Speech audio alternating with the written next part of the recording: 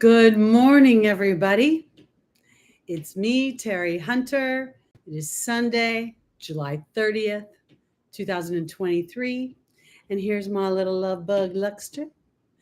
We come in a little bit early this morning just to get to make a few announcements. First of all, Small Wildflowers is going to be taking the day off. She's got some things she wants to take care of. So we will be down a man. And okay, I'm like having a brain moment. My brain is not engaged. Okay, so all right. For those of you that are new, Lucky saying hi. He's going to jump down now because he doesn't like to sit up here. Good morning, Margie. Okay, I'm going to stop messing around. Okay, so basically, for those of you that are just coming in, good morning. Let me get my glasses on. I think it's BB, but I could be wrong. Yes, BB. Good morning. Good morning, Ava. Good to see nice new names in the chat. Okay, so Small Wildflowers is not going to be with us this morning. She has things to do today, and she's just going to enjoy the day. For those of you that are new here, what I'm going to do is I'm going to talk about the transits the week ahead, and then I'm going to pull one tarot card and do an angel spread for each one of the signs. This is based on whole sign Western astrology. So if you don't know your rising sign, you can go to any one of the free birth calculators. You just need your exact time of birth and location in order to determine that information. I also want to emphasize that I think checking your moon is super important. I believe wholeheartedly that the moon is really the most powerful planet in our chart because we are emotional creatures and we manifest on emotions. We may take actions on our emotions. So checking your moon sign is super important for the week as well. And then the last for me is the sun. The sun is how I see myself and I project myself out into the world. But what goes on in our interior worlds is really what dictates our exterior world. So that's what I'm going with there. Okay. And I would like to, once I get through the week, and I'll say this again, if you guys, when you get to your sign, if you would mind putting a timestamp for me, I've got clients this afternoon for readings. So I'm not going to get to the timestamps right away. And I haven't seen Lucy Rose in a couple of weeks, so she might not be here either. So we're in need of a little support here. Okay. I feel like there's something else. Oh, I should do some business. In case, if any of you are interested in getting a reading with me, an angel reading or an astrology reading, I am available. You just get to reach out through my email, which is in the description below. If you're in the United States, feel free to text me and we'll go from there. All right, let's talk about the week ahead. We have this ongoing square between the nodes and Pluto. And Pluto is now at 28 degrees Capricorn, and it's squaring the nodes in the Aries Libra axis now. And I really think that this is an opportunity to look how we've built our relationships and how we honor ourselves within those relationships. With Venus retrograding now, there's a strong review of what makes me happy, what makes me feel at home, what makes me feel valued, what makes me feel purposeful. Venus rules a lot of things that have to do with our perception of our lives, our money, our beauty, our skills, etc. So this is a very powerful time for really assessing from a place of building new. That's what I think Pluto's transit in Capricorn is doing, is giving us an opportunity to build on our already take our history and what we know of our history, and rather than looking at it as something that anchors us into something unpleasant, we can use that as a tool to identify what we do want to build upon and what we want to leave for another day. That's the way I'm going to put it. Today we have Mars. This is the 30th of July at 12 degrees Virgo, making a trine to Jupiter at 13 degrees Taurus.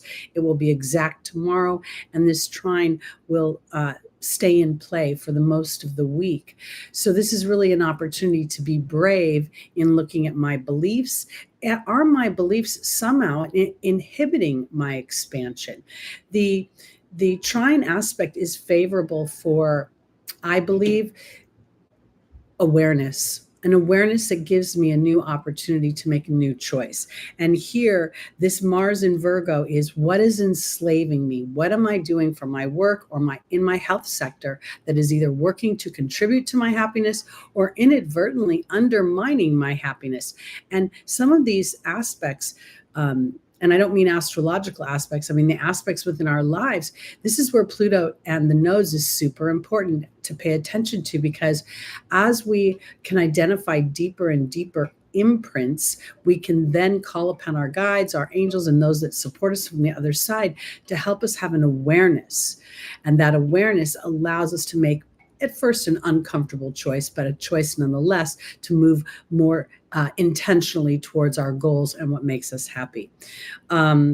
We have all week long, again, starting today, the South Node is in Libra at 28 degrees. This is the Cancerian degree. How do I nurture myself? How do I use my intuition? How do I emote? Cancer degree. And it's in a sextile to Venus as Venus continues her retrograde from 27 degrees of Leo to 25 degrees of Leo this week. So here, when we're looking at Venus at 27 degrees, we're looking at the Gemini degree. Then she goes into the Venusian Taurian degree, and then she goes into the Aryan degree. All of this feels very favorable for making new karmic choices. And I want to offer this. Some of those choices may be no action is action, or sitting back and giving myself an opportunity to observe. The Libra energy we often associate with partnership, but it is also where our civil service lies, where our policemen are, where our city council members are, where our local government lies. And so there could be something to do, and our contracts, our professional contracts. So this is an opportunity for you to sort of kind of allow the trine between Mars and Jupiter to allow you a brave yet expansive, and maybe even that little bit of a pause so you can really get a good view of things. So as you move forward, first emotionally, what do I feel? What do I believe about a situation? Because that belief is literally the platform for it to grow upon. So as you feel strong, or you feel confident, or you feel brave, or you feel inspired, those are energies that will support your endeavor. Because the sextile is also a very favorable aspect. Now we have a full moon in Aquarius on the 1st, and I'll be doing a video tomorrow on that separately. But quickly, I'm just going to talk about it is squaring Jupiter. A square for me, from my interpretation, sorry if I'm playing with my hair, is a tense aspect between an awareness of my habits, my imprinted belief system, and new dynamics, new beliefs, new philosophies, new ideologies that I want to implement in my life. And there is this sort of weird moment between wanting to react one way and then wanting to take intentional action in another way. So this square in Aquarius at the 9th degree. So the 9th degree plays to the Sagittarian energy, to the Jupiter aspect.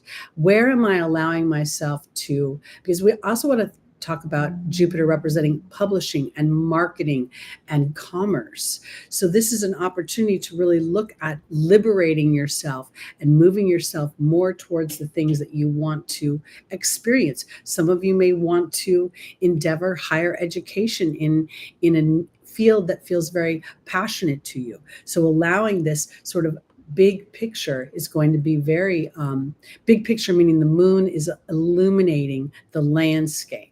The idea of Aquarius is giving me genius ideas and a real willingness to stick my neck out and to bet on myself. And Jupiter is saying, make sure your beliefs are aligned in a way that is sustainable. And I say that because as one expands, there becomes more and more players on the field. I'll put it that way. And players are not always people. Sometimes they're dynamics.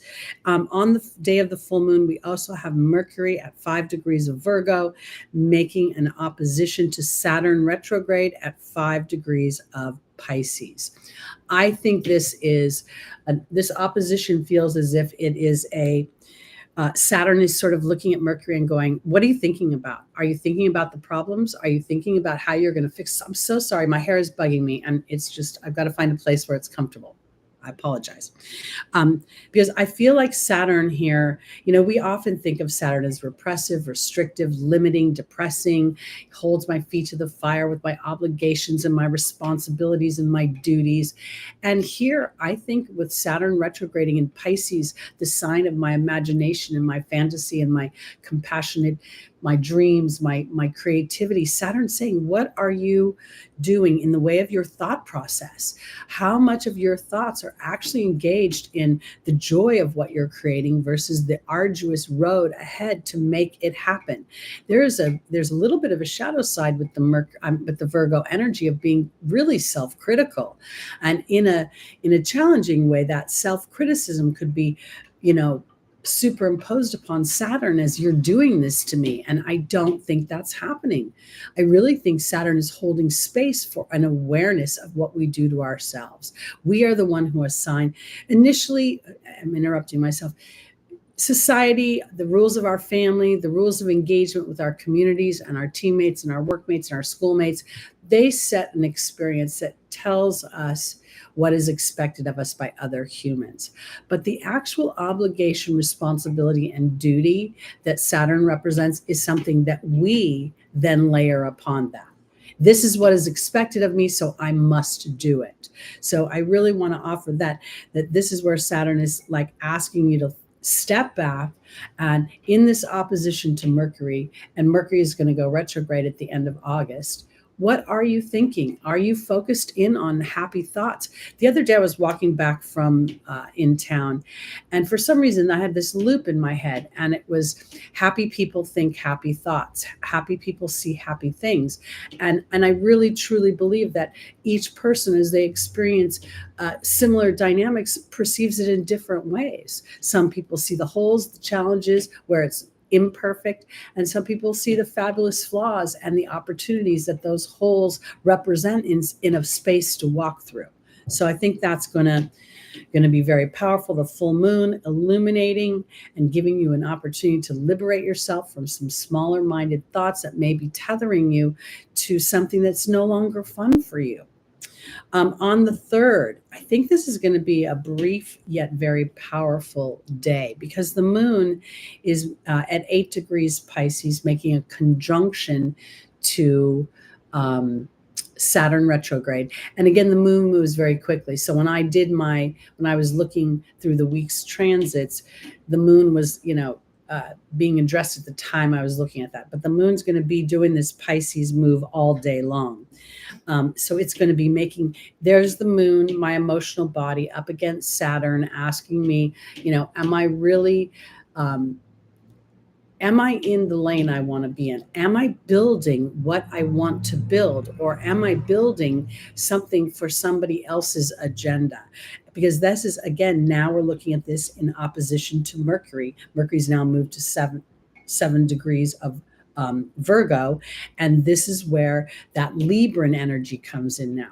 We go initially from Mercury on the full moon being at the Leo degree of self-expression, brings me joy.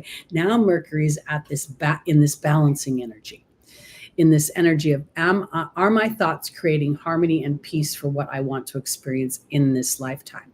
Because a belief is a habit of thought. And most habits of thought are ones that are given to us as we experience how other people perceive us. So I think this moon representing my own intuition, my ability to self-nurture, against Saturn asking me, am I building sustainable things for my emotional body? And then sort of having this challenging conversation with my thoughts. Because at this point, Saturn's saying, I don't care what your excuses are, Mercury, just move into the lane you want to excel in. So now here we see the moon in play on the 4th of August at 23 degrees Pisces. Now we're seeing this, that's at Aquarian degree. So we've had this whole day of kind of feeling this, you know, this emotional tug to align to what I want to experience. Now, remember, the whole time, the nodes are having a conversation with Pluto. It's a tense conversation. Both of the nodes are in an exact square. So these are karmic choices of, you know, the Libran energy of cooperation, of giving up in some ways my power to the partnership, South node in its challenging energy. And then the North node is where am I individually, bravely pursuing my passions. So we have the moon at 23 degrees Pisces now conjunct Neptune. Neptune has been at 27 degrees of Pisces retrograde for quite some time and will continue to do that. This Moon-Neptune conjunction is making a quincunx, a blind spot, a tense moment to Venus retrograde in Leo at 25 degrees. And I really think that the moon in Pisces here might be feeling a little bit challenged. The moon, you know, with the Saturn conjunction, that could really be sort of throwing this damper on things that makes me feel like, you know, what's the point? You know, whenever I get one step ahead, I get pushed back by something, blah, blah, blah. And I think that Venus retrograde at the 25 degree now is saying, are you willing to be brave about what you want to pursue? Are you willing to restructure the rules of the game to suit you versus to suit another agenda? Because if it isn't your agenda, it's somebody else's agenda. And that's kind of just the way it rolls.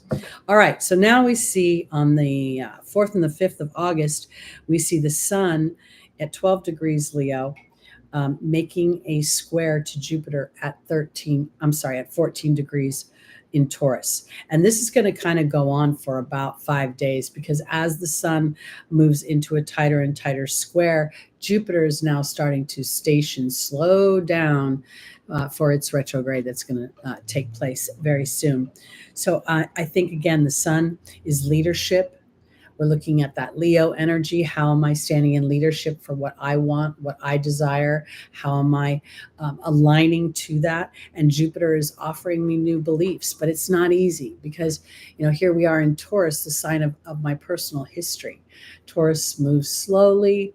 It wants a sense of familiarity and doesn't want to give up what is familiar, even if it doesn't always work. So I think what the sun in Leo is doing is asking you to shine brightly, okay, in what it is you want in your own mind's eye, and then realign your beliefs to match that. So up until now, you may not have met the person of your dreams who's aligned to you, but that is just opening a space for the future to draw that energy in. You might want to even use that phrase, up until now, things have been a certain way, but now under the light of the full moon, I see clearly this week, and I'm going to align myself, my thoughts, and my emotions to what I want to experience in the physical world. Jupiter in Taurus, expansion in my physical world with my skills, with my crafts, with how I perceive comfort in my everyday life. And I think that's super important. So I think those are the the biggest aspects of the week. It feels kind of a little bit like, I want to say a roller coaster ride, because some of it feels a little bit tense, but then those tense moments of opposition give me an epiphany, some sort of awareness. And in that awareness, I feel like that opposition now becomes an opportunity to build a bridge. It strengthens me. Often when I see an opposition, I think of warrior pose in yoga, where actually the pushing up away from it is what creates the balance. So there is a wisdom here. And if we can slow down long enough to just sort of let the universe illuminate that wisdom, the full moon here in Aquarius, I think we're going to feel more settled moving forward as times feel unsettled around us. All right. So happy birthday to my Leos, everybody here. Leo rising, Leo moon, Leo sun. If you have a Leo stellium, hope you're loving your life. Yes, Ava, we're starting with the birthday month. And that's how we roll on my channel, because I'm a Libra and I like to have everything to be fair. And when I started on the other channel, I was always going Aries to Pisces. I did that for like 2 years. And then I went Pisces to Aries for like 2 years. So now we're going by the birthday month. So everybody gets to be first. All right. So we're going to start with the tarot card, and then we're going to do an angel spread, and we're going to work our way around the zodiac. All right, here we go. Leo, the Two of Swords is here. This is a very Libran energy. It's almost as if it requires you to not look too closely at the environment around you, but rather sitting and being aware of your thoughts. Those swords are, they look exaggerated, right? They look almost bigger than her body in some respects. And as she holds them, they're crossed over her heart chakra. So I feel as if this Two of Swords is asking my Leos, as you experience Venus going through your first house retrograde, Mercury's there right now, and Mars is Mars was just there. Mercury has been in Leo and is going to be moving into Virgo. So we've been having this energy zipping through your first house. First, that Mars energy wanting to take some action, Venus going back, really kind of assessing, how do I align to my money? What is my relationship with money? What is my relationship with the freshness of my youth and my body as I move forward? Am I excited about things, or am I feeling trepidation? Because there's definitely some sort of deliberation, and the answer does not come from the outside world. In some ways, it's holding space and allowing the eyes to not play trickery on you. Sometimes when we see things, we think we see it with clarity, and we don't. So let's see what maybe area of life this is happening in for you, because we know that Venus is going through your first house.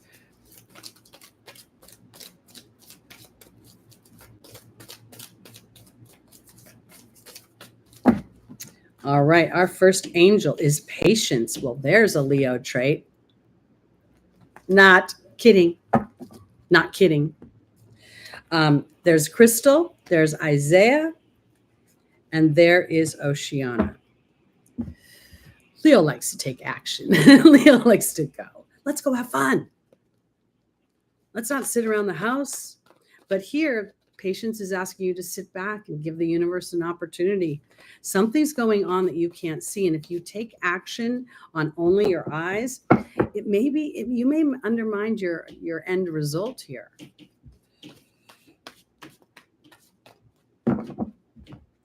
Patience is being joined, my poor thumbs, by the Grail Knight. That's romance. It's also illusion and seeking the sacred in relationships. Crystal is being joined by Merlin, the Grand Wizard of Alchemy and Justice and Balance. Isaiah is saying the new beginnings are starting. And Oceana is offering transformation as the Death card joins her. All right, I want to offer this. Leo is a fixed sign. Leo is ruled by the sun, the leader of the Zodiac.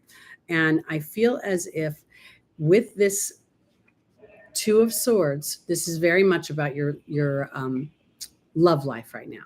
And I say that because whether or not your love life feels like it's moving or isn't moving, I think this is an opportunity for Leo to give themselves this almost, it's like a shutting down of your physical senses so that your intuitive body can have a louder voice about the outcome of your desire. Because patience is about gathering information, but I think this is intuitive information as you define more clearly and more succinctly what you really want in the way of an exchange of energy with another human being. You know, so often in our youth, we focus in on the title. I want to get married. You know, if we were really thinking about what we were saying when we used that phraseology, we'd say, I want to have a very loving partner. We wouldn't say, I just want to get married, because marriage is not the Shangri-La. The good partnership is. Because Crystal is saying, have faith and hope. There is something happening for my Leo risings that you can't see. So you can't take action on it. This is about balance right now. This is about holding space for an inspiration or an awareness or a reveal of some kind. Isaiah is offering a new beginning and protection during it. And the movement card right now feels a lot like the Chariot to me, because the movement is not coming from outside yourself. It's coming from within yourself. So I want to offer it this way.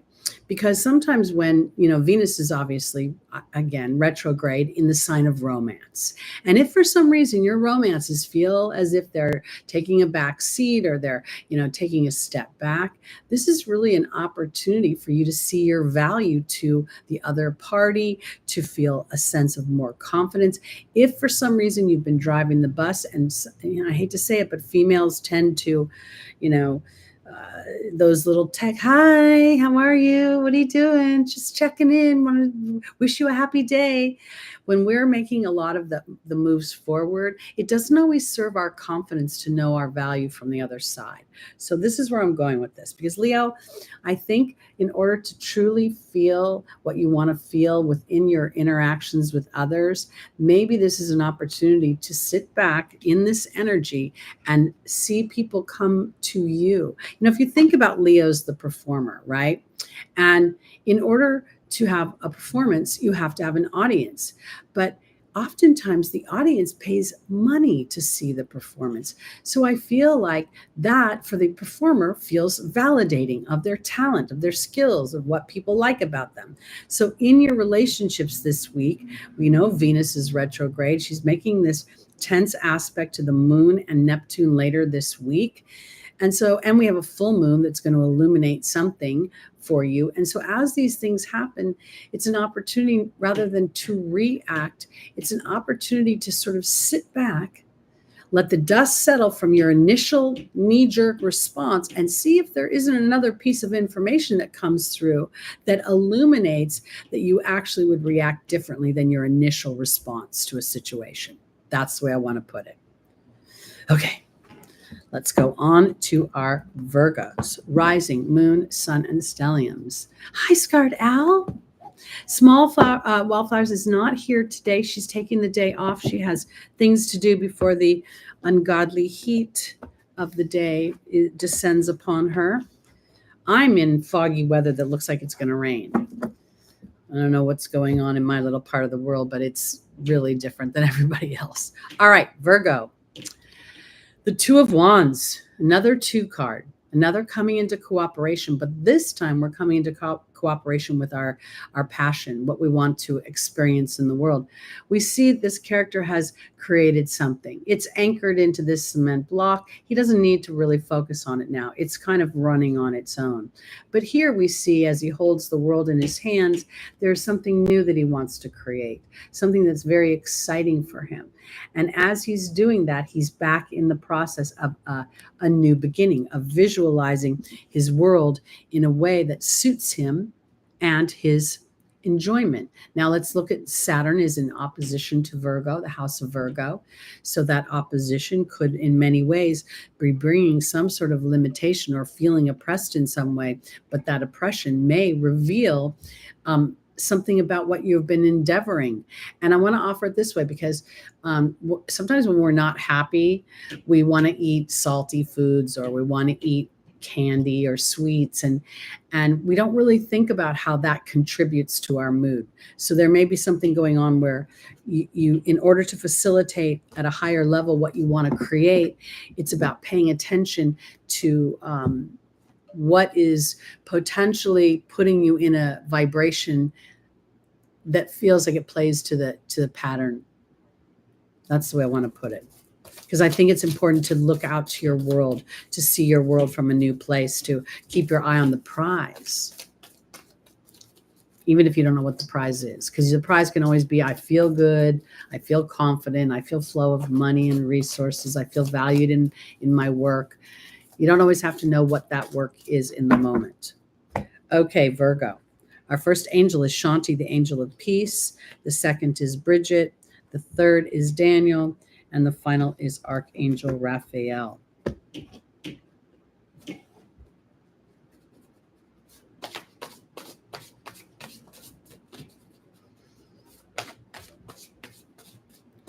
We think about our physical health often. We think about, bones and organs, but our mental health is a part of our physical health. And, things that you need to do to make yourself feel peaceful, that might be on the plate right here. Let's see. Shanti's being joined by the Love card.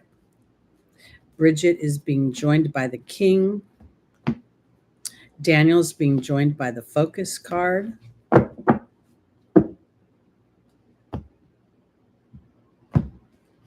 And Archangel Raphael is being joined by the Cow.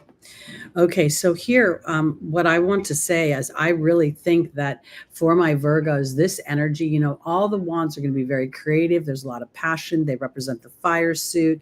So there's a lot in the way of feeling stoked, and I feel like here, Shanti is really not talking about love outside of yourself, but allowing yourself. I'm so excited that Small Wildflowers took the day off, even if she is in her garden and doing her chores or whatever. It's what she chooses. And so I think this is important for her because she's putting her mental health ahead of, her obligations. And so I'm excited about that because this is what I think is going on for yourself. Do what you love. And even if love is organizing your refrigerator, I don't care what it is, doing the crossword puzzle, but somewhere peace is going to come, and it's about putting that at a priority, on the forefront, on the front burner of your life. We see here that Mercury is in play a lot this week, and Saturn is having a conversation. So this is with Mercury, asking Mercury, what are you focusing in on? Because here, I think the King is not representing a man, but rather representing justice, looking deeper into, are you valuing you? Are you giving yourself peace? Are you giving yourself time to evaluate your world and to create a new world for yourself? Because Daniel is the angel of marriage, and I could go marriage, but I think it's your history. Daniel, when Daniel is very Venusian in some ways, because when we fall for somebody, when we start to like somebody, our history, our story in love comes up immediately. And the Focus card here feels like it's the story about you getting peace of mind, doing what you love instead of being of service to others. And here, Archangel Raphael is saying that your physical healing, whether it's stress or your body, or you're feeling even, just a little out of sorts physically, this is an opportunity as you give to yourself to feel nourished. And then that will also build upon itself.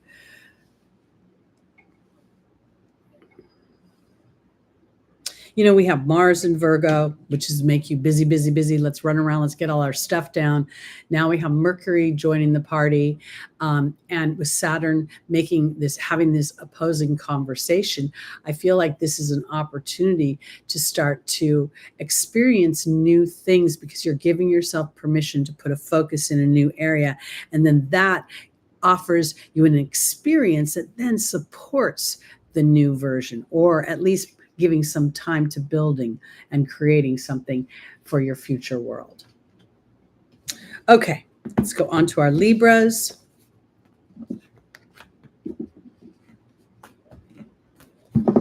Here comes that South Node.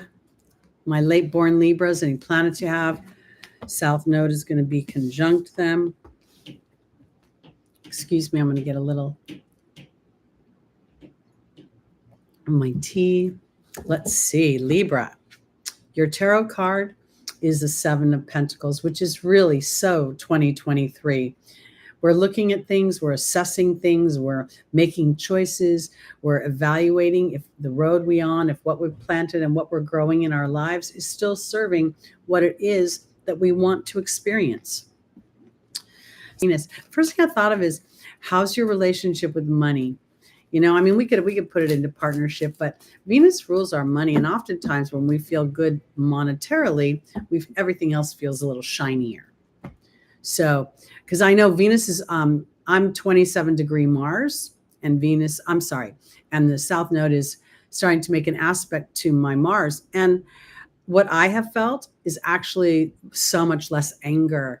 I feel very reconciled in certain situations. I feel like I'm looking at things that bother me and have bothered me historically, and yet I'm able to make a new choice about how I want to feel and address it. Is it worth my time to go into that vibration of being annoyed? because historically, I kind of my dad used to always say to me, Teri, do you want to be right or do you want to be happy? And my smart ass answer was always, I want to be both. And he would be like, you can't be both. And I'd be like, why not? Such a friggin' difficult child. So I think I'm starting to learn that with the South Node on my Mars. And it's pretty soon it'll be on my Sun. And I'm not worried that I'm not going to shine my light anymore. I think I'm going to become a little impervious to people's opinions of how I do that. And in order for me to experience myself wholly, that's part of the journey, is being a little bit less susceptible to other people's opinions, Libra. All right, here we go. Libra rising. Our first angel is Mystique. The second is Adriana. The third is Daniel. And the final is Caressa.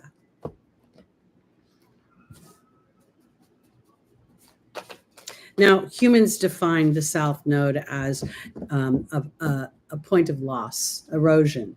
It also is the point that astrologers look at to see your past life beliefs, patterns, soul's imprints.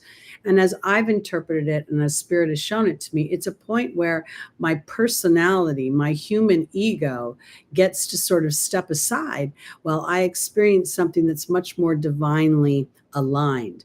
And sometimes in our human body, we see, I have this cup.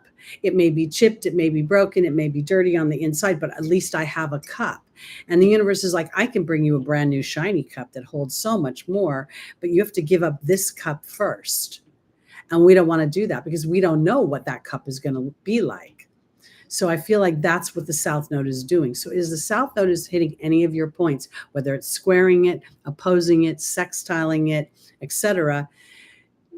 Ask yourself these questions, because there's a lot here that's indicating that there's more happiness available, but maybe what's out of alignment needs to take a back seat. So let's see. Mystique is being joined by the Trust card. Adriana is being joined by the Truth card. Daniel's being joined by the Frog. And Caressa is being joined by the Love card. So here you are, Libra. This is assessment. It is review. It's stopping for a minute. Now, if we look at Venus, your ruling planet is currently traversing your 11th house. And within the 11th house is, your hopes and your dreams, the network of people that support those hopes and dreams. And Mystique is telling you to keep charging ahead. So let's think of this. Let's think of maybe with the South Node right now making you potentially feel like things aren't moving, or there's a sense of loss, or things are falling behind. Maybe those things that appear on one level to be doing that are not doing that at all. And your job is to stay emotionally aligned. Miracles are alignment to source energy without resistance, or at least the larger part of you believes more wholeheartedly than there is doubt and trepidation. So Mystique is saying, expect miracles. And there's the Trust card. The Trust card is a 47. The 47 reduces down to an 11. 11 is the master number of thought. And this is looking at introspection. What am I viewing? How am I viewing this? So this is about a little bit about trusting a deeper inner knowing that everything is going to be okay. Because the truth is, you're being led to a new experience. In some ways, this truth is a deeper truth to what will really bring you happiness. Because in the angel's advice, you're being released from some historic pattern of thought or experience. And being an Aries rising and having Mars in my house of partnership, I've experienced more maybe disruption than I have ease in partnership. And at the same time, I don't necessarily believe that story has to continue on in my life.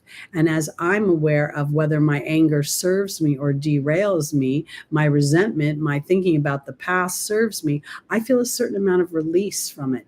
I don't feel like it's going to be erased, but I'm released from the shackles, and I've turned those shackles into a tool that gives me wisdom and choice.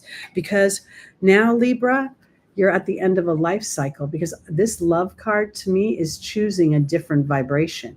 It's choosing what feels loving versus what feels erosive by being overly cooperative. The shadow side of Libra is to be a little bit passive aggressive, because you don't necessarily want to confront somebody because you love them or you enjoy the interaction, the partnership with them, or you don't want to disrupt the peace. But that becomes a pressure cooker. If it's left alone too long, it festers. So here, trusting that, as you keep moving ahead and you're expecting the solution has not appeared yet. The dynamic has not shown up, but your alignment to whatever that is going to push it over and through, over the finish line. That's the way I want to put it. Okay, here we go on to our Scorpios. Rising, moon, sun, and stelliums. Hi, CC Pups. It's good to see you in the room. We're having a little quiet chat today, but that's okay. No worries. Oops. All right. For my Scorpios, here we go. This is the Page of Swords. This is a really powerful, this is a new inspired ideas, and they're moving. If you look at the hair, you look at the stance, there's movement, and it almost has sort of it feels fun to me. He doesn't feel angry. It doesn't feel like he's in the midst of battle. It's like he's cutting through a block.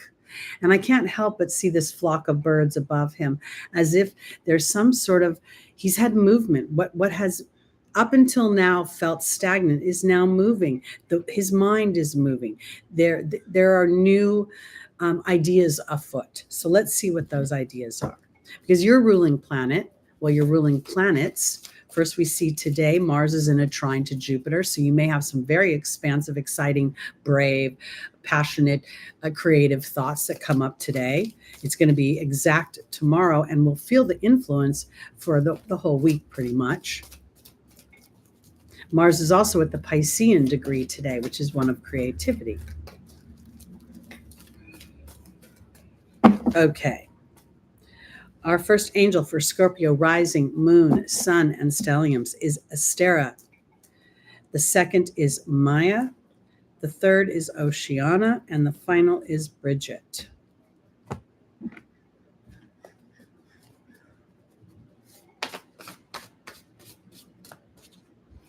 Astera is being joined by the Truth card. Maya is being joined by the Novice.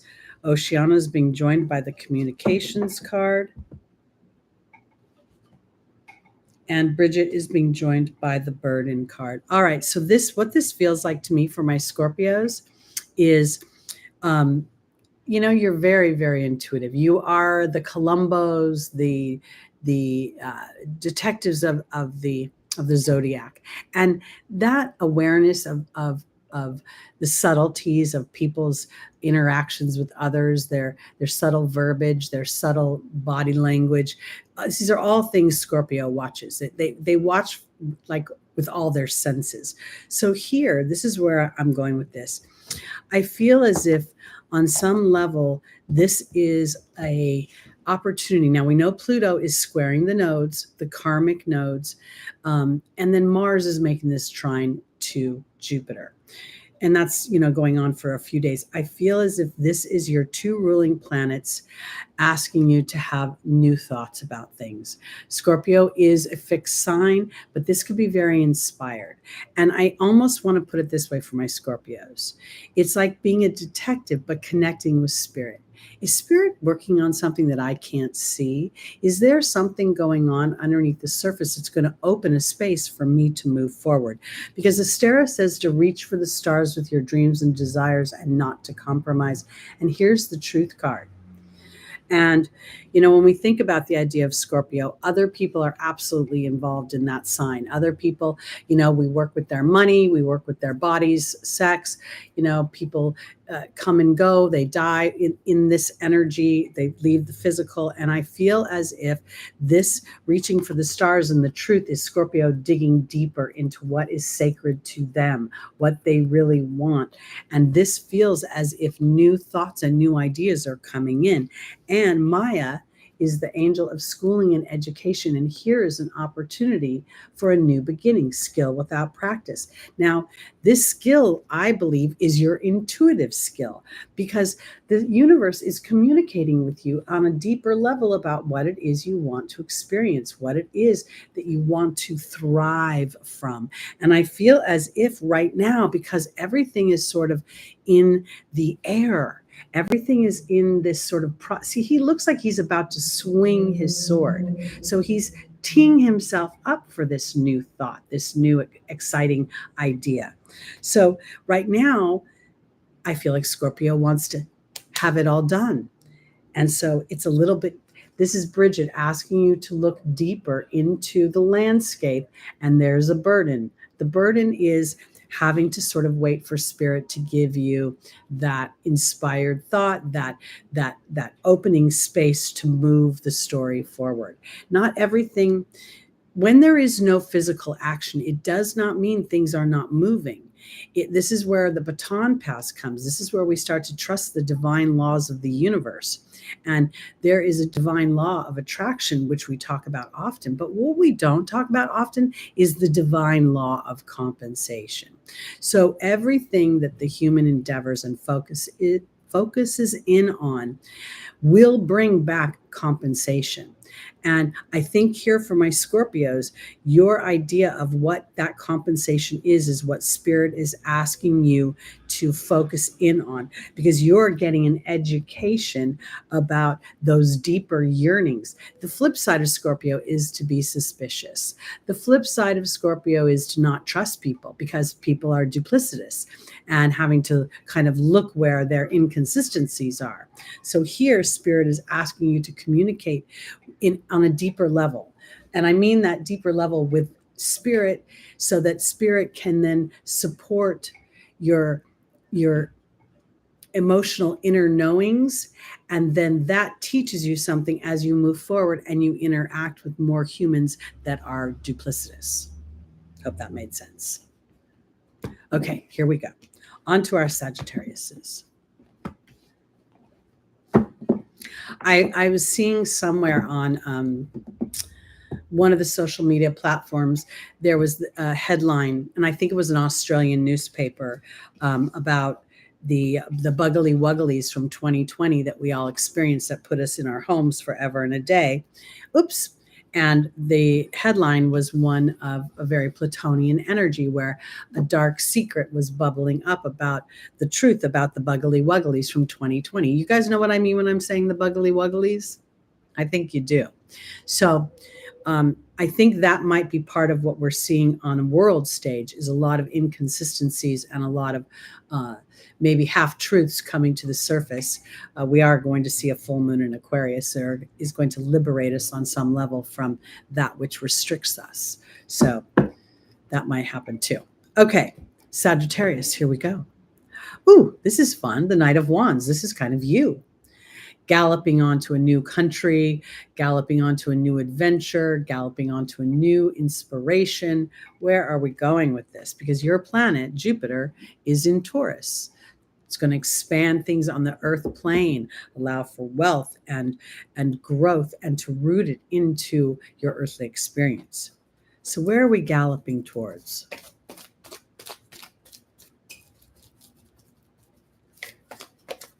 So these could very well be inspired ideas in your work energy. Taurus is your 6th house, if I remember correctly. Aries is your 5th house.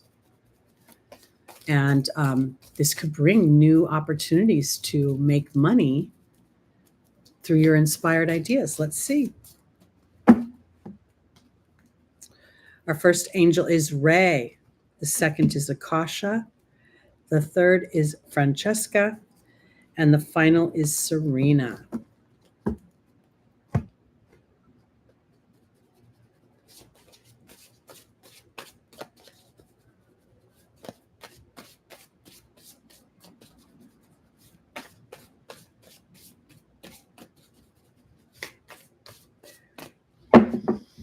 Okay. Ray is being joined by the Raven. Akasha is being joined by the High Priestess. Francesca's being joined by the communications card. And Serena, well, 2 cards came out, so I'm going to take them, is being joined by the Baird and the Joy card. All right.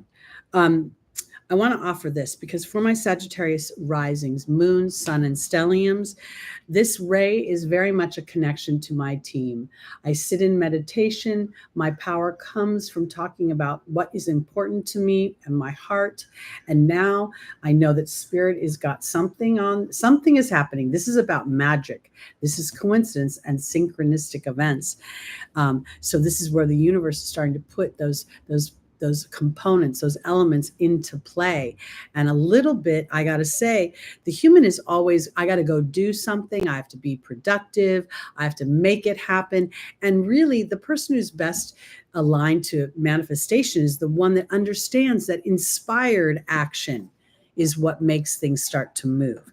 Because here is the High Priestess. This could be your inner knowing, your intuition, where you trust that inner knowing. We even see this little raven here on the side saying, hey, you know, there's something about the timing. And there's the education. Akasha's teaching you how to trust that inner knowing. Because in the angel's advice, we have the communications card. And I believe that Sagittarius might be becoming more aware of the more burdensome thoughts. The how am I going to do it? Where will the resources come from? And in that awareness, it's like, oh, I get it. I'm not supposed to sit here and try to figure it out.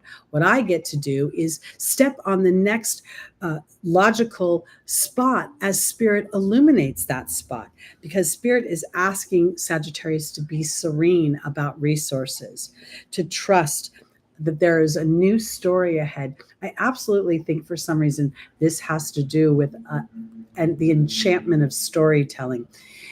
Sagittarius rules publishing, marketing, branding, all those kind of things. And there could be a new dynamic where you're, you know, fluffing up your marketing, your branding, your story of yourself. Because here's the Joy card. And that Joy card is a 37. And the 37 reduces down to a 10, which makes me think that Sagittarius starts to trust that the timing, oh, something's going on. I don't know if you guys remember the stories because I say them over and over again, but you know, I'm 63 years old. I'll be 64 in October. And I wanted to do this work for my whole life, but there was no YouTube. There was no Zoom. There was no computer use like this.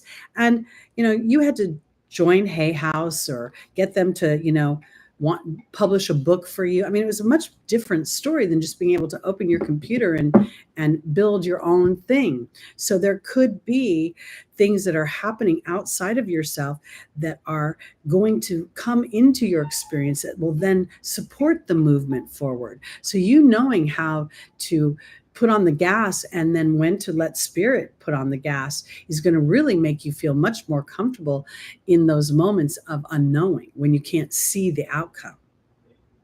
See, Serena is very calm and open-hearted with her arms. All right, on to our Capricorns, rising, moon, sun, and stelliums. Welcome, Matt, to the room. Hi, Flamingo. Did I say hi to Linda and Ava, Scarred Owl? Thanks, everyone, for being here. Gosh, I'm just banging myself up today. All right, Capricorn, your tarot card is celebration. Celebration. Isn't that fun? Let's see. Let's see what our baby goats are up to today.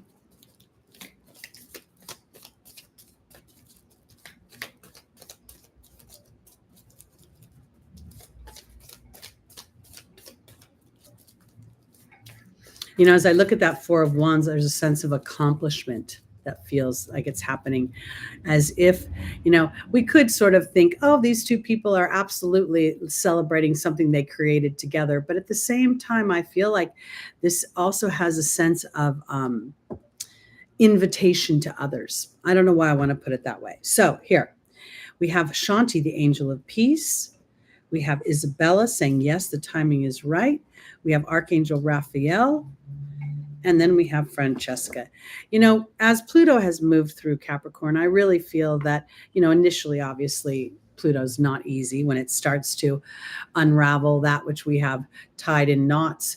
And yet at the same time, Pluto rules such great luxury, rules billionaires, lots and lots of moolah. It rules good sex. I don't really think it rules bad sex. But here, there's something about my Capricorns. I think you're celebrating your transformation. I think you might even be feeling a little bit more peace of mind during the midst of disruption, or in the midst of your awareness of Saturn's energy, because Capricorn, Pisces is your second house. So here you are in the house of money, and you're in the house of your personal history. And Pisces by nature is a house that's foggy, right? A house that feels a little bit unclear. And here I feel as if there's clarity, because you're now focusing in on your own personal sense of satisfaction and celebration, because that's what this has been all about. Peace in your emotional body. I love it. Isabella is saying, yes, it's time to have joy. Archangel Raphael is, happy boundaries, healthy boundaries, and independence from those which you feel obligated to.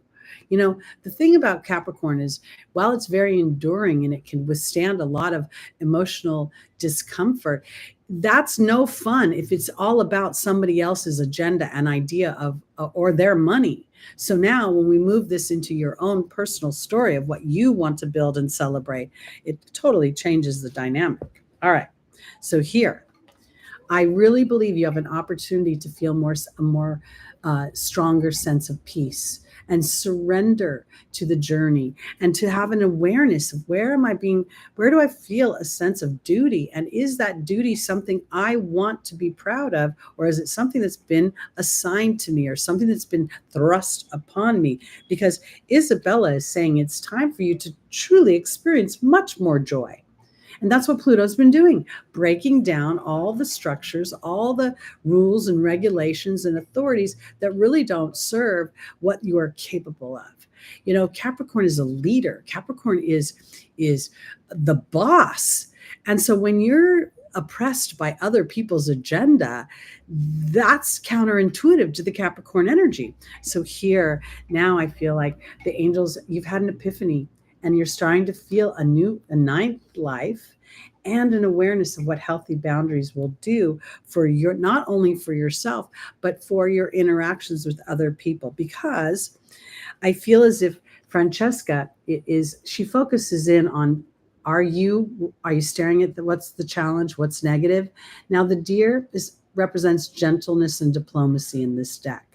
And I actually feel like this is Capricorn having a sense of gentleness and diplomacy as you become more aware of the ebb and the flow of your own awareness, your own focus. And then the awareness of that opens a door for a new choice. And that new choice is to be gentle with yourself as you unravel the choices that you didn't like from before. And I think this is really powerful, because I think that is where your new leadership skills lie, is in your awareness of where you have defaulted to the agenda of the human structure, and where you have now renovated that structure to align more succinctly and clearly to what's important to you. And I think you're going to find yourself profiting financially from it. Because when I look at Pisces as your second house and your ruling planet going through that second house, it's like once the fog is clear, Saturn starts to build a wealth for you based on your skills and what's enjoyable to you and your talents. All right, on to our Aquariuses. I wanted to say hi to Jaylee. We have a lot of nice, and Tizan. I don't know if I said that right, but hello and welcome. Oh, Leticia, is that you? I was just thinking about you.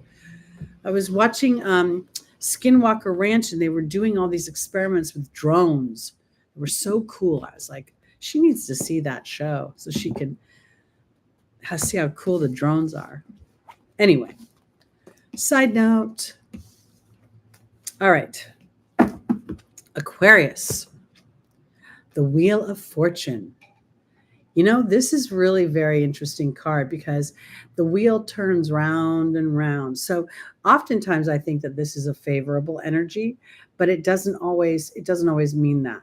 And today we'll see from the angels what it's saying, but I want to point out the Sphinx at the top of the wheel because he's holding a sword. And when I see that sword, I think of the Chariot card where the Sphinxes are sitting in front of the Chariot. The Chariot represents victory and a strong sense of trusting my intuitive body. So let's see, because here we see all the elements that the tarot has. We see the water element represented by the eagle. We see the earth by the lion. We see the air as the human, and then we see the lion representing fire. Now, each one of these animals now has wings because they have an awareness of the duality of what they are. So, meaning being in the physical is one element, but there's also a part of us that stays out of body and holds space from a higher elevation of perception. So let's see where we're going with this. Because this is your full moon in your first house. And this is at the 9th degree, which is the degree of Sagittarius, which takes me into a new area, a new ideology, a new philosophy. I could even potentially have new business ideas as a result of what I have seen and assimilated in that full moon. All right, our first angel is Bridget for our Aquarius, rising moon, sun, and stelliums. Aurora is saying you're flying high. Athena is offering you safety in your power, and Merlina is here. Let's see where we're going with this.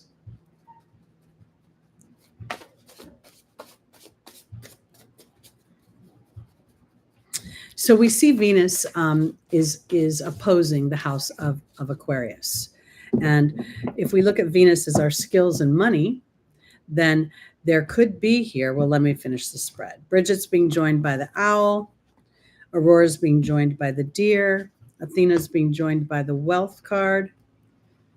And Merlina's being joined by the truth card. All right, something is going to happen this week, I think, that's going to illuminate a new thought, a new idea, even potentially give you a sense of confidence about your own perceptions and interpretations. And I want to offer it this way, because I think as we move forward, humanity is really not going to be looking for stars like, somewhere that we see people representing archetypes that are unattainable. I feel like more and more audiences are going to resonate with people on a more one-to-one basis. I resonate with your viewpoint. I like how you show up. I don't need all the bells and whistles of fake lashes or big muscles, but resonating on a more I was going to use the word authentic, but that feels judgy, on a more soul level. I'll put it that way, on a soul level, because something's going on for my Aquarius that makes me feel like things are happening out of your sight. Like the wheel is actually coming up for you. So if you've been feeling challenged, we see that opposition to Venus. If for some reason you feel like my relationships have gone a little wonky, or I feel like unsure about money, then now is a time to just take a little bit of a pause, to look deeper into your own back and forth energy. Because I think, one of the things about Aquarius is that so much of what Aquarius rules is really conceptual. They're ideas, inventions, things that humans aren't used to always interacting with, before the World Wide Web came, this was all weird magic stuff. So my point is because I think things are going on that you can't see. And part of this is asking Aquarius to step out of what's sitting in your 3D world and going a little bit into the future and going, all right, so if this is a divine universe and there are divine laws to this universe, then when I plant the seeds of my ideas, Do I expect them to grow immediately, or is there a gestation period? Is there a period of process? Oh, yes, there's a period of process because you're flying high right now, Aquarius. Something is shifting for you, but it's in process. And now is a time to be gentle and in some ways very diplomatic with yourself as you continue to stay the course and assert yourself to the things that make you feel truly harmoniously wealthy. When I say harmonious wealth, I mean that's thriving in the material sense as well as the emotional, spiritual, and physical. Because I feel like this is a moment in time where Aquarius has got to sort of give life to the idea of the process and the outcome being favorable to what your expectation is. Because I have the Truth card here and I have Merlina. And Merlina, on the face of this card, can talk about confusion. I never think that a wizard is confused. I think that sometimes, this is about research. She also talks about research. And I think that the truth of the matter is the research of my own heart, that everything ebbs and flows. Every idea as it is conceived has a certain process to its manifestation. And as I allow for that which I cannot see to allow my hope to sit in there, my faith to sit there, then you're basically giving yourself an opportunity to wait for whatever you haven't experimented with to show results so that you know what the next logical step is. And again, I think this full moon is going to illuminate something for you that will probably illuminate maybe a deep-seated belief or an imprint, and the awareness of that, not the judgment or the shame of it, could very much open a space or break a seal that's been holding you back. All right, on to our Pisces.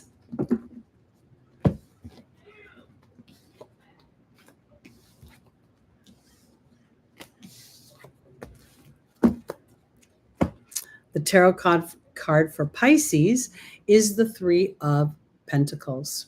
This is a Mars and Capricorn sort of energy. We see these two characters look as if they're employing this gentleman. I personally perceive him as having a certain amount of skill, and I'm asking him to use his skill to implement my vision. Let's look and see where we're going with our Pisces. Because we know that Saturn, as it traverses your first house, is really asking you to birth a version of yourself that is authentic to the truth of who you are, to your imagination, to your creativity, to your compassion. Oh my gosh, yeah, and it's going to continue to sit on your Mars for a long time. That's an interesting energy because Neptune is so foggy and Mars is like wants to move. So I almost, and it can be a little steamy if you think about it. If you put hot Mars in water, it creates steam.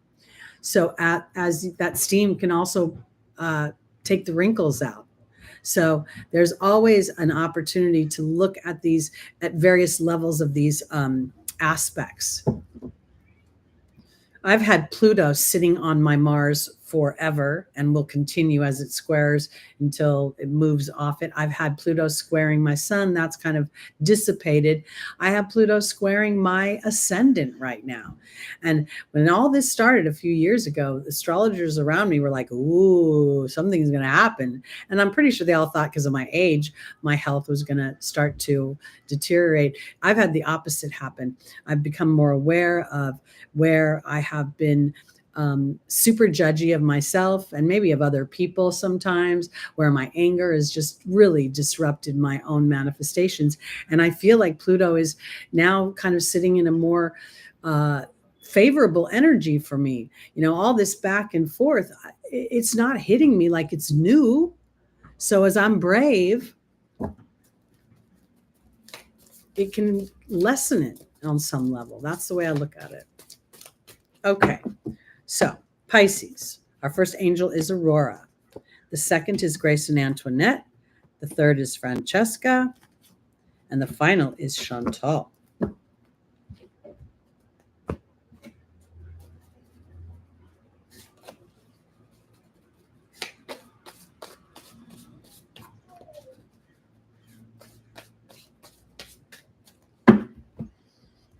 Aurora is being joined by the King, Grace and Antoinette is being joined by the Love card. Francesca is being joined by the Wealth card. And Chantal is being joined by the Deer.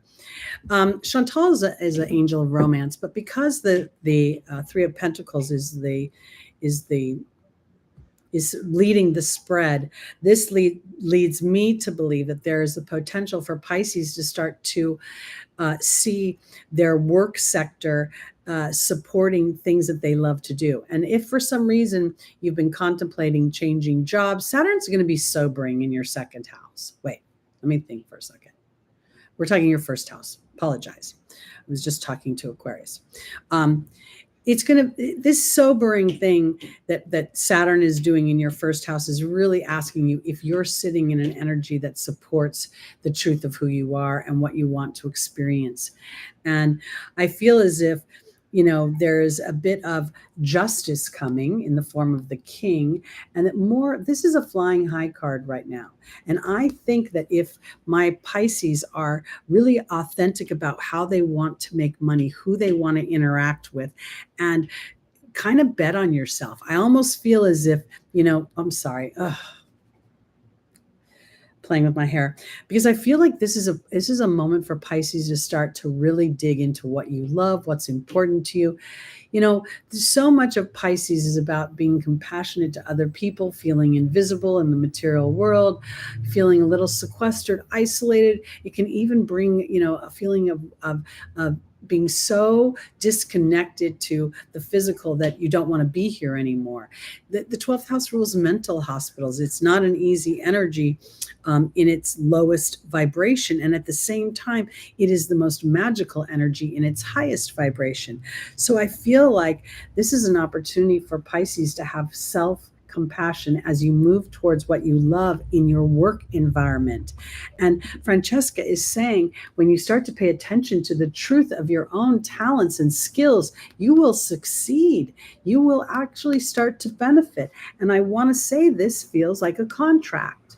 Like you could potentially get work. You may be beginning, it may be new, it may not be a seasoned contract, because there's something about this that feels kind of new, or a new level of manifestation. Because Chantal, again, here's love and here is love. And I think this is about loving your work. I think this is about being gentle and diplomatic with yourself as you endeavor seeking contracts or people or dynamics that will support how you want to make your money in a way that feels like it stokes your passions. It stokes your sense of the world being more dreamy. Now, let's think about Neptune, because it rules music, and so does Venus.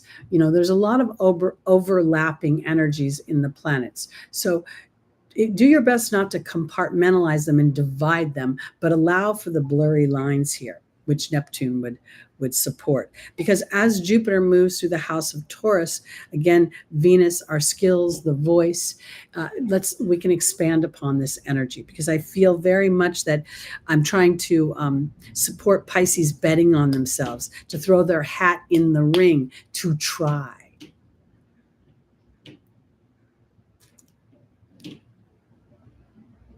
Oh my goodness, that's not easy. So Saturn is opposing your moon, asking you so many very deep questions about your emotional body and intuitive body. And then that opposing your, was it the midheaven? Oh, squaring the midheaven. Yeah. So that might lead you to really start to think about how you're making your money and if you're enjoying yourself in that way. And sometimes when we are in a challenging situation and we're very brave about our own wants and desires, and then we start to see a little success, it's very powerful for being a leader to others.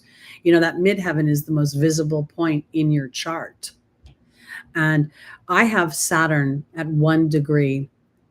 I'm sorry, my midheaven is at 15 degrees Capricorn. And when I think about that and my Saturn being at 1 degree Capricorn, I feel like I was meant to succeed as I aged. And I've sort of surrendered to that idea. I don't know if it would have been viable in my youth. Okay, on to our Aries, rising, moon, sun, and stelliums. And look at that. We got the 9 of Cups. This is a card of self-satisfaction. This is a card where I'm super proud of myself and I feel accomplished. And I want to offer it this way because when Venus went retrograde, Chiron went retrograde on the same day.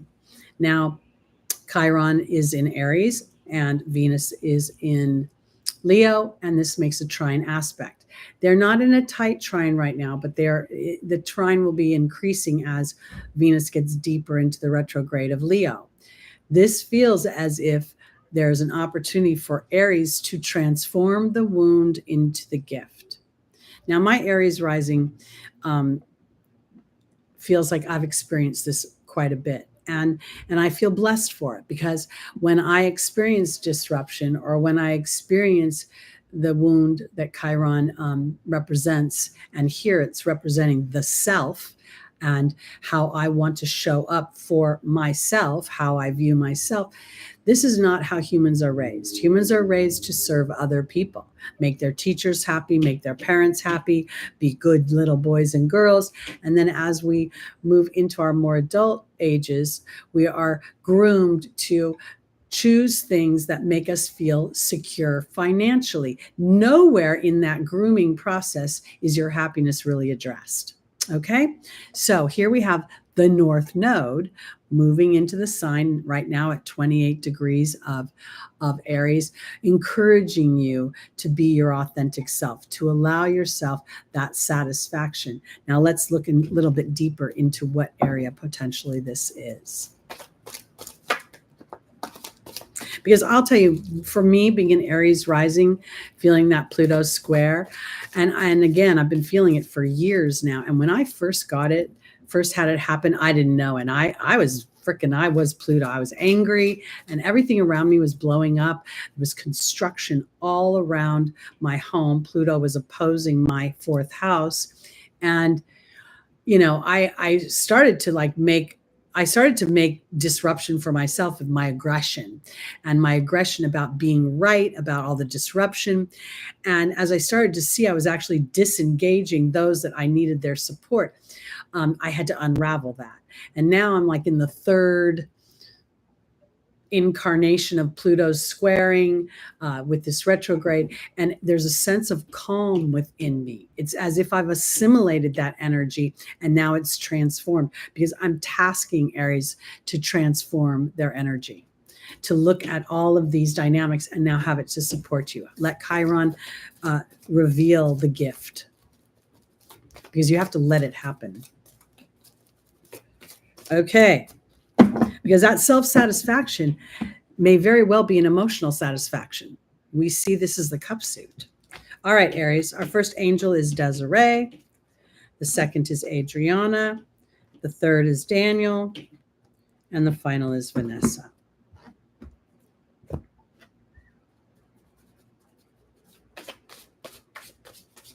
Hi, Natalia. Welcome to the room. I hope I said hi to everybody. Okay, here we go.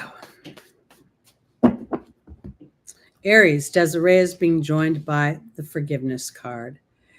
Adriana is being joined by the hawk. Daniel's being joined by the bee.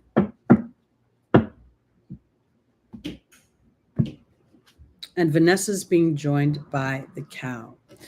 All right, so for my Aries, rising moon, sun, and stelliums, something is in process. And I really feel for my Aries that there is going to be some sort of pop in your lower vibration. And when I say that, I mean it in a good way. We know Mars is right now trining Jupiter today, will be pretty much for the whole week. And in that, I feel as if you're starting to really think about what's important to you. The North Node has entered your first house, stretching for that passionate expression of creativity, of that hero energy, of the transformation of Mars. And here, as Desiree is saying conditions aren't favorable, I feel as if up until now, they have not been favorable for you to be able to find the reconciliation, AKA forgiveness.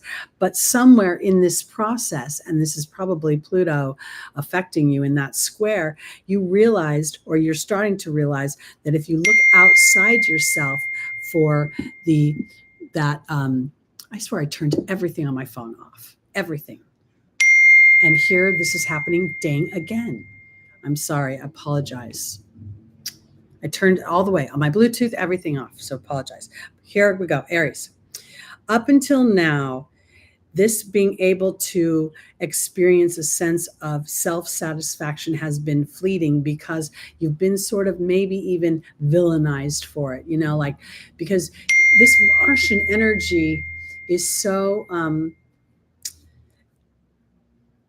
palatable to other people. They really kind of respond more to the abrasiveness than to the hero. And now is a time for you to see the hero within yourself so that you can feel that sense of satisfaction and reconcile the experiences that you have had up until now, because you're being led towards something much bigger to bring even more levels of self-satisfaction as the North Node transits your first house. And you feel that transformation of Chiron from that wound, from that resentment, from I'm always the guy that's got to go out in the front and like break ground and nobody appreciates me, because that could very much be the feeling. We look at Aries as the warrior, but it's also the competitor. And oftentimes in competition, there is a team. And then within the team, the quarterback is focused in upon, or the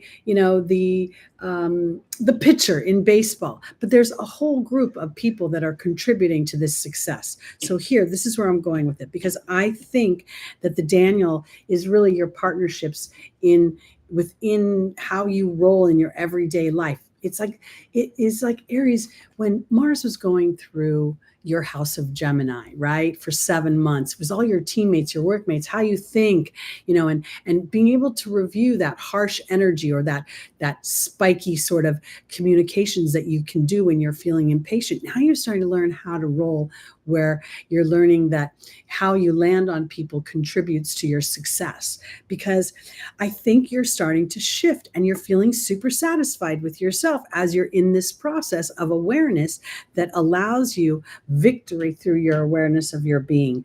And now you have more faith in your abundance and what's coming and the exchange of energy with others. When we think about the energy of Aries, there's always this big individual, I got to do it on my own feeling. And this can be very self-satisfying and very frustrating at the same time. You can go back and forth feeling sometimes I need help. And here I think that you are assimilating your emotional body and how you react in a way that is starting to engage others. And when you see that, you feel a sense of power. And not because you feel power over them, but rather you feel powerful in your awareness of your approach. And now, rather than being overly assertive, you're feeling inspiring. And as you feel inspired, it makes you feel more generous to others. And that makes me feel like you start to get more, not just money. I don't know if this is about money. This really feels more like cooperation with others and an excitement about them working with you. I don't know why I want to put it that way. All right, on to our Tauruses. Rising moon, sun, and stelliums. I'm really sorry. I don't know if you guys could hear the dinging on my phone. I turned my phone off. I put it on Do Not Disturb. Everybody should know I do the show on Sundays, and for some reason, I just cannot get that bell to stop ringing. I turned off the Bluetooth. Ugh. Do you hear it? Does it come through, or am I the only one hearing it? Okay, on to our Tauruses. This is a card of rest.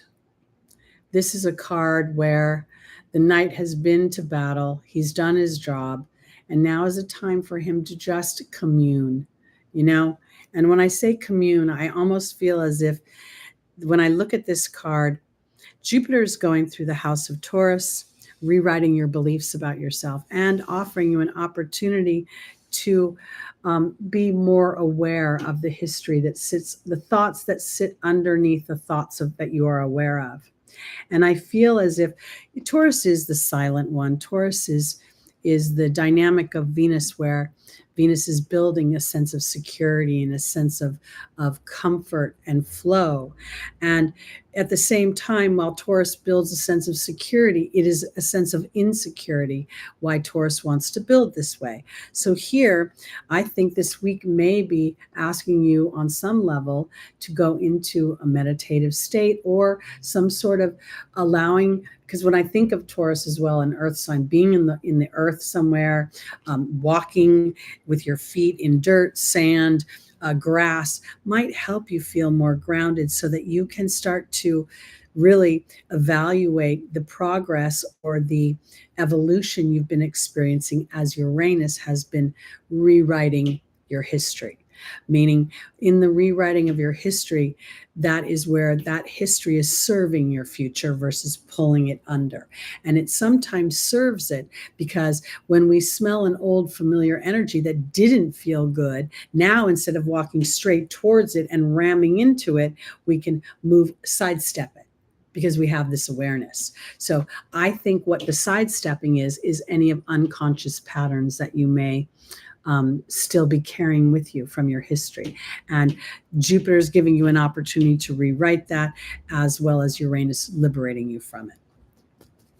Let's see where we're going.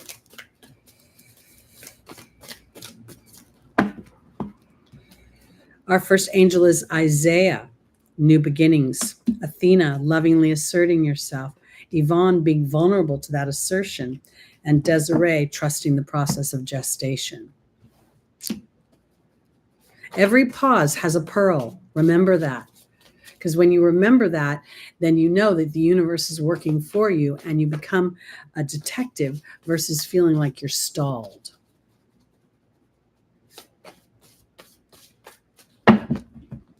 Isaiah is being joined by the mystery card. Athena is being joined by the Bee card. Yvonne is being joined by the Risk card. And the Grail Knight is joining Desiree. Okay.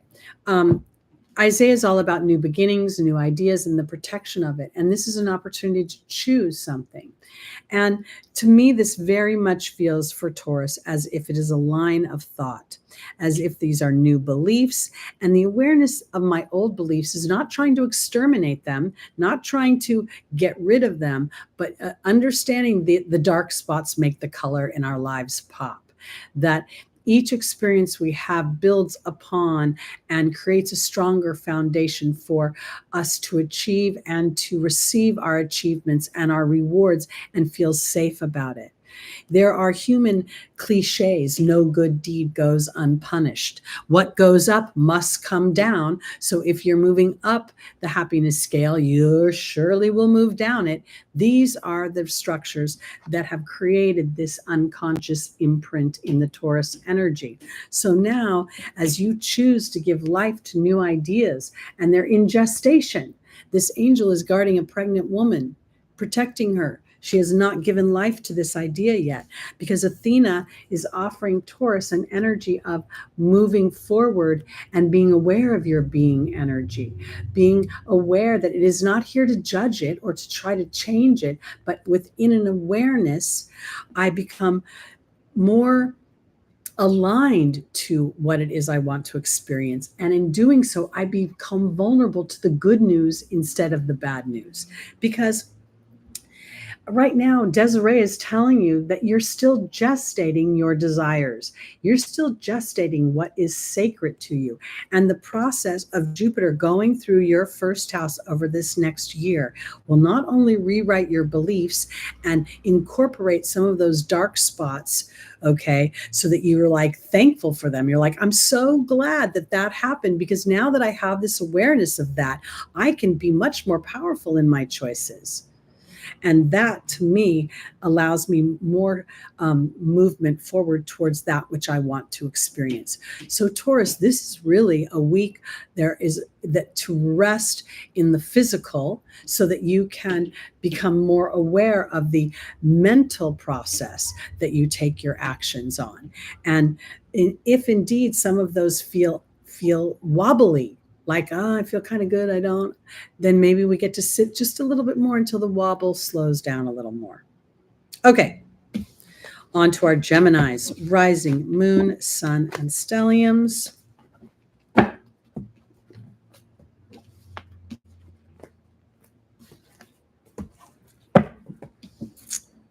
Okay. Ooh, Gemini. This is a nice, fun one. That's the Queen of Pentacles. This is a very much where this woman is looking at what she's created in the earth experience. She's very proud of herself. And yet at the same time, she has a sense of ease about it. She looks down at it almost as if it is one of her little children, because she's got this bunny here and she knows she's absolutely prolific when she wants to create something. So let's see where we're going. Mercury, your ruling planet, is in play this week. It's moved into Pisces. What? No, it's moved into Virgo. Sorry, this is wrong. My notes sometimes. Mercury in Virgo. So Mercury is in the sign of its rulership here. And it's going to be very focused in on process, very focused in on going about how to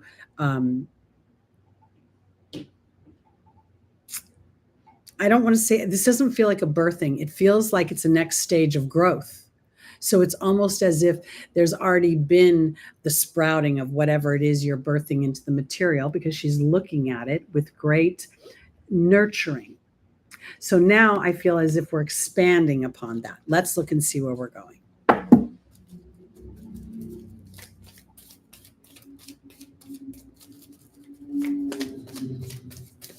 This is an energy, very Capricorn energy in the Queen of Pentacles. We see the goat's head on the arm of the chair. And so to me, this feels very much as if that goat energy, that tenacity, that endurance is in play here. Crystal, have faith and hope. There's more on the horizon that you can't see. There is Opal saying God is watching over your children. Teresa is asking you not to worry. And Archangel Raphael is offering a healing. This could literally be a physical healing.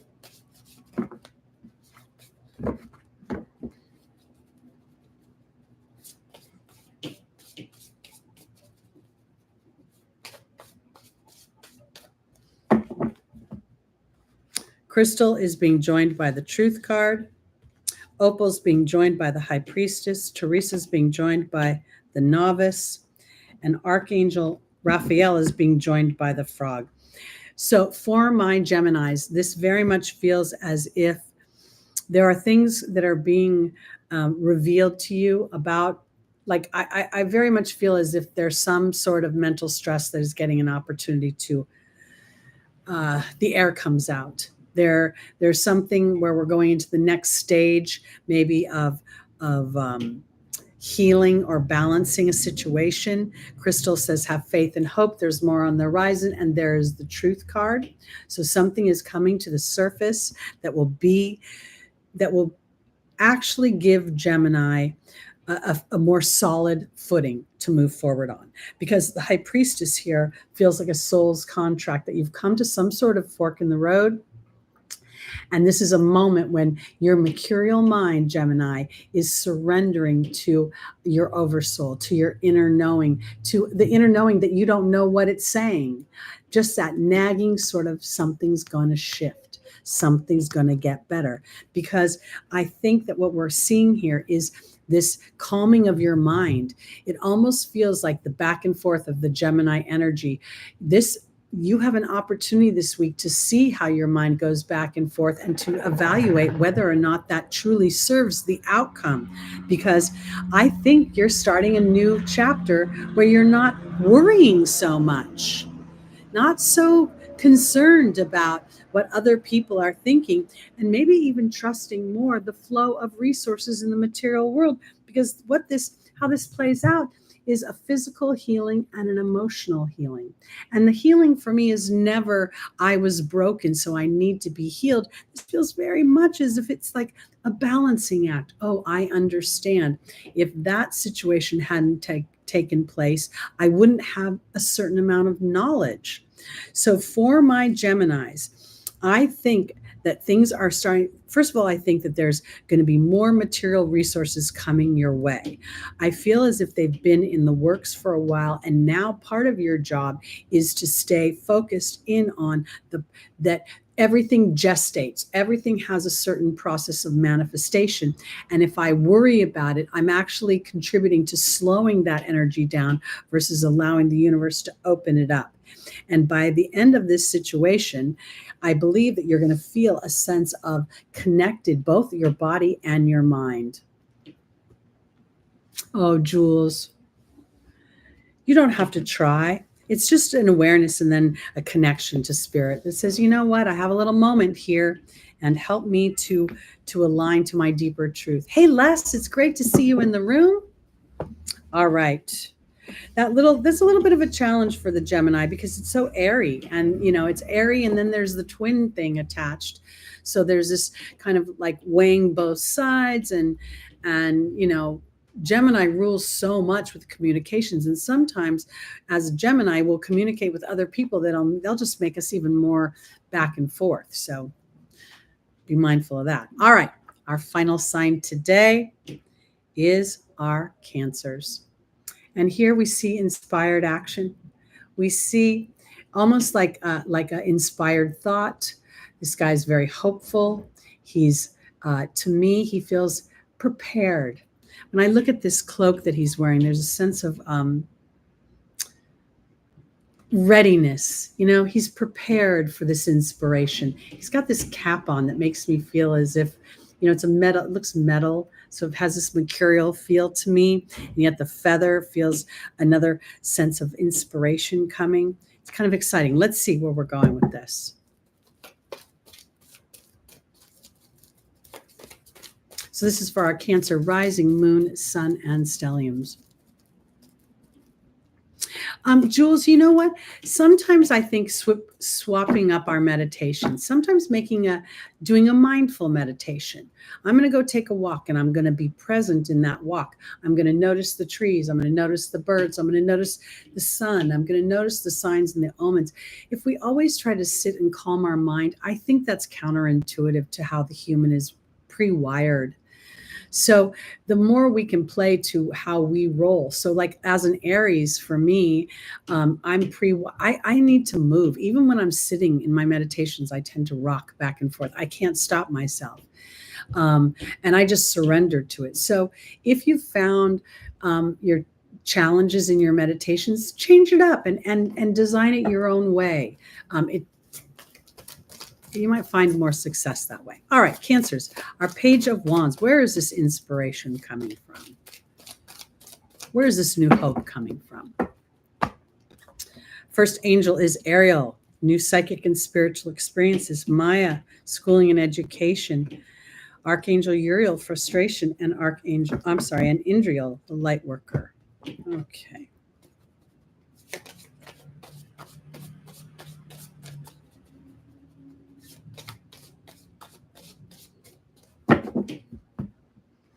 Ariel's being joined by the owl. Maya's being joined by the wrist card. Archangel Uriel's being joined by the king. And Indriel's being joined by the fear card.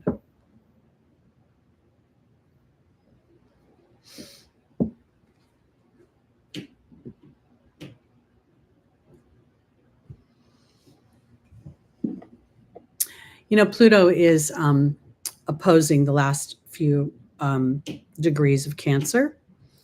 And when I look at this, I almost feel as if you're having an interior moment where maybe my Cancers are starting to really look at what brings them passion, what brings them inspiration, what do I truly, truly want? And this is a young energy.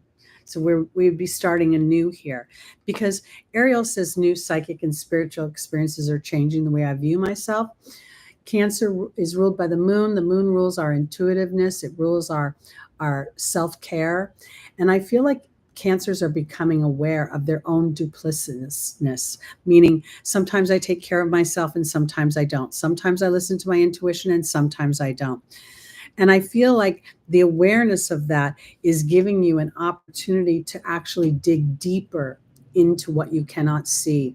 Maya's your schooling and education, and this could very much be bringing forth your education as you're aware of these experiences.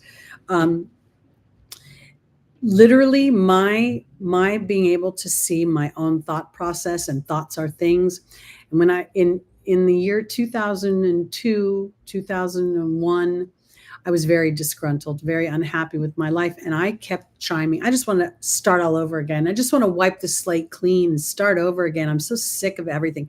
This was my mantra. In 2003, I lost every single material thing I own.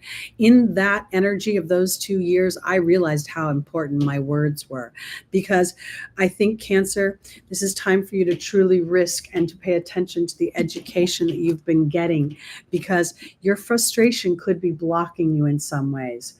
Spirit is trying to bring in some just and fair, and maybe even some more authoritative experiences for you. The authority of being in a marriage, the authority of being a parent, but your frustration is blocking something. And so they're wanting you to start to be the authority and be aware, Spirit, of your own back and forth energy. Sometimes you believe, sometimes you don't believe. Sometimes you think it's going to be okay, sometimes you don't. And in the awareness of the back and the forth, it's not about judging it. It's allowing that vibration to sort of calm down. So when we're aware, oh my gosh, I'm going back and forth. Thank you, Spirit, for having me fall on the side of the things that I want to experience versus my trepidation and fear as a human on this planet that has experienced that which I do not want to experience. Because here's Indriel, the light worker, and there's the fear card. And I think this is where you get to make your choice, because the fear card and the owl are working with each other. And sometimes when your fear is working for you, sometimes the feeling of fear is where the true feeling of achievement lies. When I think about my history of birthing myself out into the world, as an intuitive, as a psychic, the expectations of others were extremely nerve-wracking to me. They'd seen things on television, there's an expectation. What's the percentage of your predictions that turn out right? Those kind of questions. That not only does that disempower the intuitive, it disempowers the person who's creating, by giving the power to someone else. So here, this is where I'm going with my Cancers. It's taking your power back. This is harnessing your intuitive body, and rather than being afraid of it and what it's telling you, taking it and harnessing it so that you can start to allow the evolution of your fear into the ingredient that is the beginning of something that is going to be super amazing for you. Let me be a little bit more clear. Most people really want to be in love. They want to meet their partner. They want to have that exhilaration of connection, of I see you, you see me, I support you, you support me. And yet that very experience is the most vulnerable, scary road that we can go down. Our fears get stoked. Even if it's going well, then we fear some bus coming and, knocking people out of the situation, or some random thing happening and creating a challenge.